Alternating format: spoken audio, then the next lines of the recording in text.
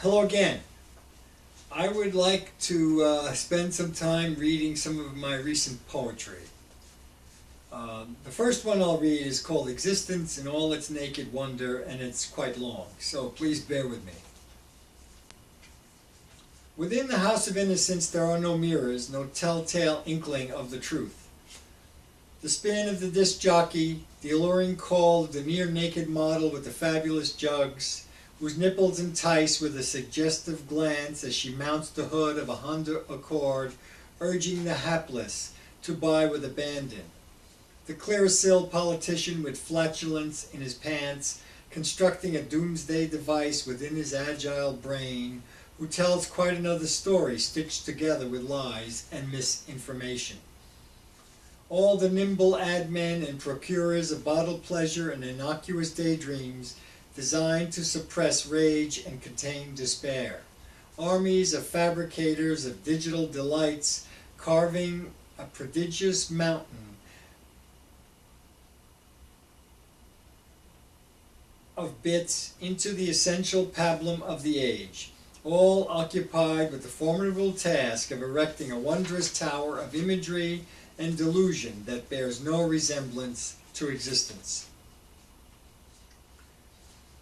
Within the breast of every human beats a heart designed to live, to move about the planet, to breathe whether the air be fetid or pure, to gather energy in bits of flesh and fruit and root and leaf and stem, to penetrate the core of desire and conjoin egg with itinerant seed to sustain the species.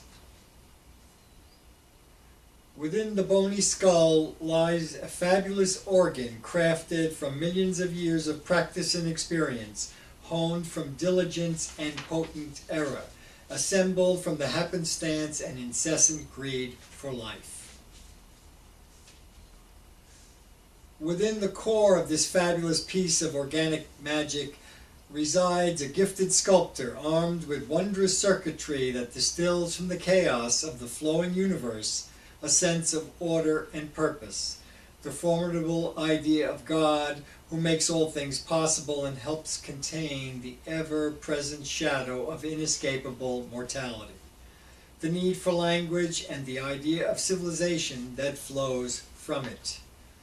At the helm of this neuronal wonder rides the captain, constantly compelling his minions to act upon matter and extract from incessant desire and petulant curiosity a purpose for existence.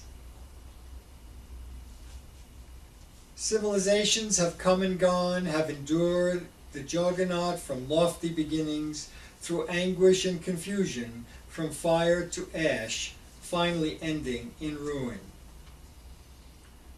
Beneath the rich panoply of all the raucous theories regarding divine purpose, underneath the perpetual shell game of contrived pleasure and the lofty edifice of indifference and delusion, at the very core of sublime pleasure and inevitable suffering lies a simple truth: existence.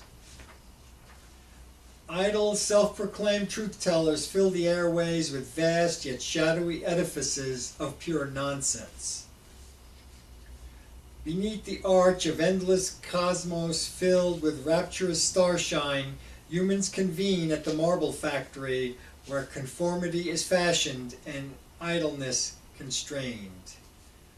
At the marble factory, within great expanses of real estate, under a magnificent domed sky, a bland facsimile of the sun is projected to fill the space with a cold and unforgiving light.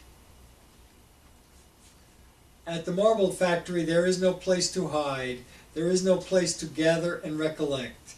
There is only an endless array of machines that hum incessantly and beat and flash, that manufacture things we are compelled to need and urged to acquire.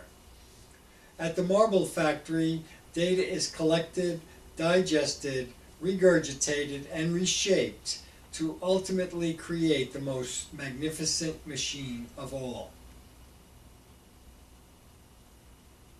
It is called by many names, it is referred to in hushed tones and regarded with great pride by the master builders. It was built to be indestructible. It was contrived to sustain itself. It was forged from illusory materials to contain and perpetuate a world of shadows and delusion. Life has been likened to a perpetual game where truth is obscured by wily magic. Life has become a peep show where the participants can only watch but never touch or feel the essence of passion or desire. There is an endless, unique queue at the pawn shop where the present moment is exchanged for innocuous glitter and happiness delivered in an empty bottle bound for the recycler. Yet, when this fabulous warehouse of concoctions falls apart from lack of substance, the vast terrain of existence remains, strewn with chaos and desire, passion and suffering, pleasure and longing, where the essence of matter and time cavort with naked truth that does not abide illusion.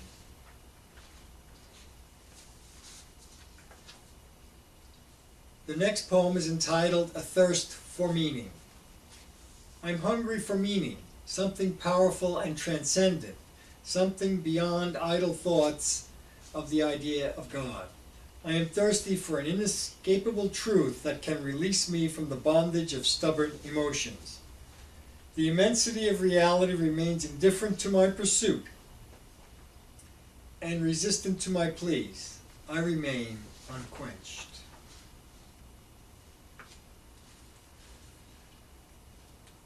The next poem I think is appropriate for our age. It's called At the Unemployment Office. I can hear the howling fright and despair beneath this unbearable din of silence.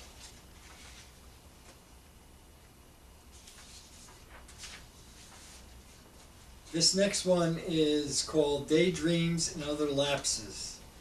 Into the depths, stark terrain of the unspeakable id, roaming the tundra, subconscious and all its pitiful misgivings, on the unspeakable ship of doubt.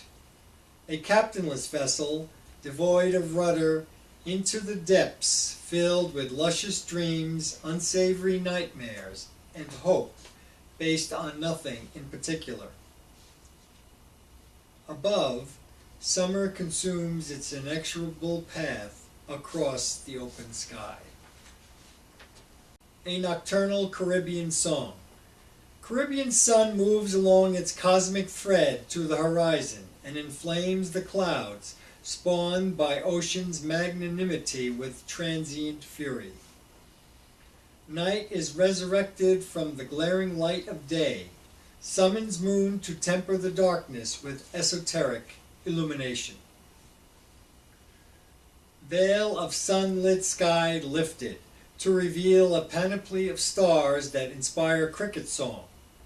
Howler monkeys to proclaim their presence as noble passengers on the arboreal highway. Lumbering sloths to migrate imperceptibly along the treetops. Bats to digest unsuspecting prey in the midst of stunning flight. Creatures of the night awaken to nocturnal paradise, found in the deep shadows, left by the fallen star, only to return to the substance of retreat upon the sun's rebirth. And that will be it for now. Thank you.